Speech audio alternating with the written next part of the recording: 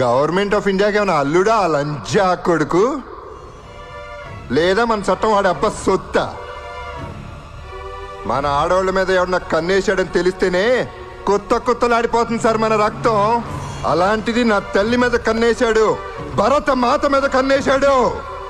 నా కొడుకులు ఈ గెడ్డ మీద కాలు పెడితే నా తల్లి గుండెల మీద కాలు పెట్టినట్టే, అందుకే చంపేశా.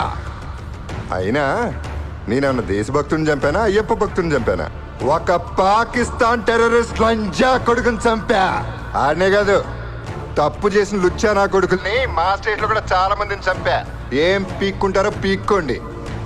అయినా ఉరిశిక్ష చేసి మీరు పెద్ద పీకేసాం అనుకుంటారు. నేను హైకోర్టులో అప్పీల్ చేస్తా. అక్కడ అదే శిక్ష పడింది అనుకోండి, నేను సుప్రీం కోర్టుకి వెళ్తా. అక్కడ కూడా ఉరిశిక్ష కన్ఫర్మ్ చేశారు అనుకోండి, రాష్ట్రపతిని క్షమాభిక్ష అడుగుతా.